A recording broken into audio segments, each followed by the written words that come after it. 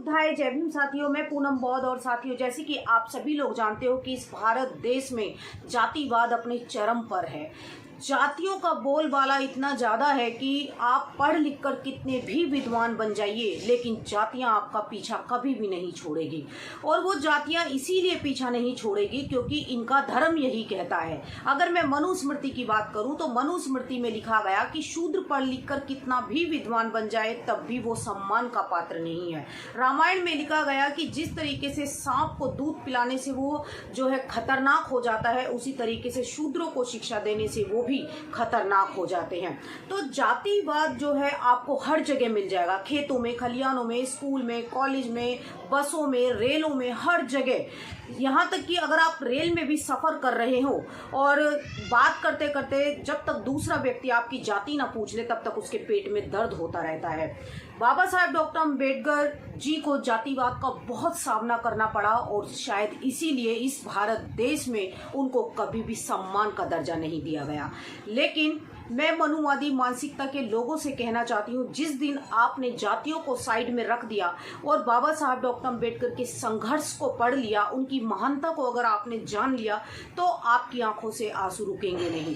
लेकिन जातिवाद को सबसे ज़्यादा मजबूत किया गया है इनके धर्म शास्त्रों के तहत, चाहे रामायण हो, गीता हो, चाहे वो रुद्र तंत्र ग्रंथ हो, जितने भी तमाम ग्रंथ हैं, वेद हैं, पुराण हैं, उसमें जातियों को मजबूत किया गया है। हमारी बात छोड़ दीजिए, इस देश के जो राष्ट्रपति महामहिम गोविंद नाथ जी को मंदिर तक नहीं जाने दिया जाता जाति के आधार पर। एक बार वो एक स्कूल में एक मूर्ति का अनावरण करने के लिए गए और वहाँ के पंडित पुजारी जो चिल्ला उठे कि ये शूद्र है, ये अछूत है, और उनके जाने के बाद पूरे जो उस मूर्ति का शुद्धिकरण कराया जाता है।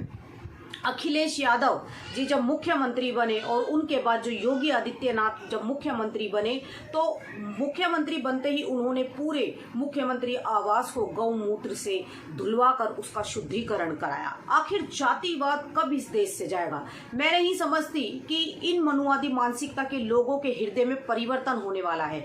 बाबा साहब डॉक्टर अम्बेडकर ने संविधान के आर्टिकल 17 में छुआछूत का अंत कर दिया, सब कुछ वो करके चले गए, लेकिन आज भी जातिवाद का बोलबाला है। हम लोग शहरों में रह रहे हैं, लेकिन गांव देहातों में भी आप देख सकते हैं कि जातिवाद का कितना बड़ा जो है एक दर्द लोगों को सहना पड़ता है। लोग अपनी मूछें नहीं रखते, घोड़ी पर बारात नहीं निकाल सकते, सर पर पगड़ी नहीं पहन सकते, उनके सर की खाल छील दी जाती है। यहाँ तक कि अगर चाहे राजस्थान में आप चले जाइए, चाहे हरियाणा के इधर के गांव देहातों में अगर आप जाओगे, तो यदि रास्ते में अगर किसी सवर्ण का घर पड़ जाता है तो यहाँ तक कि महिलाओं को वो चप्पलें निकालकर अपने सर पर रखनी पड़ती है। आखिर कौन से आज़ाद भारत में हम लोग रह रहे हैं? आज़ादी को 70 साल हो गए, लेकिन कुछ भी नहीं बदला। जो पहले से चलता हुआ आ रहा है वो आज भी चल रहा है, क्योंकि पहले लोगों के पास साधन नहीं होते थे और पता नहीं चल पाता था, लेकिन अब फेसबुक के माध्यम से, व्हाट्सएप के माध्यम से अगर कहीं कुछ भी हो रहा हो तो तुरंत पूरे देश में वो वायरल हो जाता है।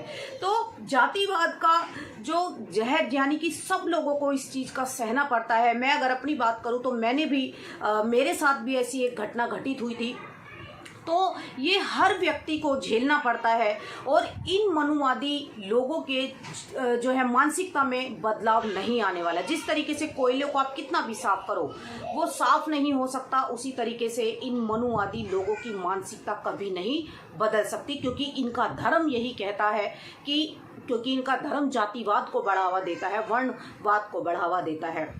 बाबा साहेब डॉक्टर अम्बेडकर ने संविधान में सभी के लिए समानता का अधिकार रखा, लेकिन समानता है कहाँ?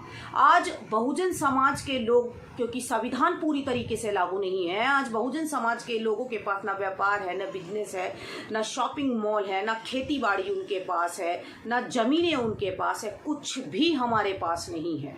और महज आरक्षण के बल पर वो पढ़ लिख कर थोड़ा बहुत आगे बढ़ जाते हैं, तो उस चीज़ का भी इन्होंने निजीकरण कर दिया है।